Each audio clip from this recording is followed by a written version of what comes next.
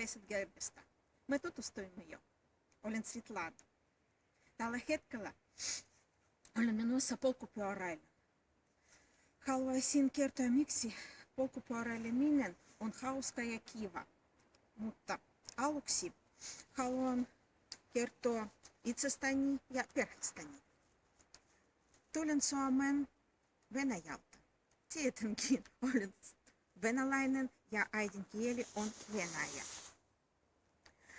Venäjällä valmistuin peruskoulutuksesta ja lukiosta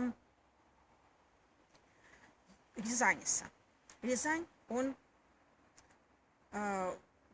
kaupunki sijaitsee keskellä Venäjä, 190 kilometriä Moskovalta. Siellä valmistuin lääkeopistosta hammasteknikuksi ja aloitin työskenteleminen hammasasemalla hammasteknikuna.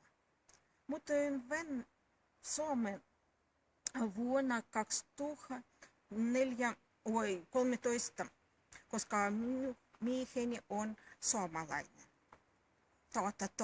Suomi on vaikea minulle, mutta älä anna periksi. Opiskelen Vaasan aikuiskoulutuksen ammatillisen peruskoulutuksen valmentavassa koulussa. Ja meillä on tosi hyvä opettajat. Olet varma, että kesänä, kun kurssi loppuu, puhun suomea kovin hyvin. Rakastan urheilua aina. Nuorena juoksin pitkän matkan, mutta kolarin jälkeen lääkäri kielsi juosta. Olen valinnut pyörän ja sauvakävelyn. Sanon rehellisesti, että minä istuin polkupyörän päälle vain tänä kesänä, koska Lena Mishinka, hei Lena, lahjoitti minun tytölle pyörän. Ja minä ajattelin, miksi ei? Ja kokeilin nyt polkupyörää ja me olimme hyvä ystäviä. Polkupyörä on terveellinen ja hyödyllinen harrastus. Huomio. Polkupyörä on vaarallinen, koska se on ajoneuvo. Siksi pitää tietää ja noudattaa liikennesääntöjä. Polkupyörässä soittokello, valo,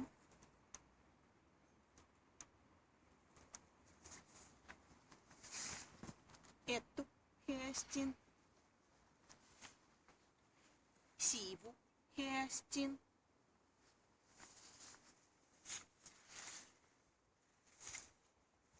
sivuheistin ja takaheistin ja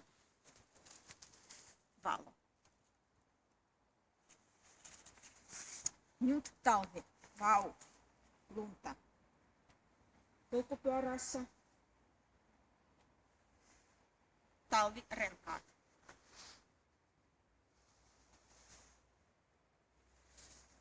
Ja jarru, joka toimii hyvin.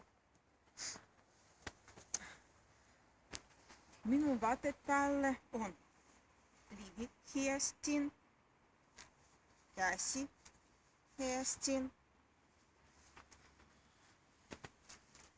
jalkahiestin. Päässä on kypärä.